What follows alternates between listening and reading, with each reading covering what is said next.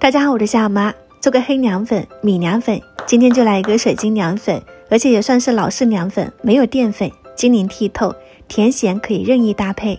原材料就是我手上拿的这些，我买了2种，这种碎屑。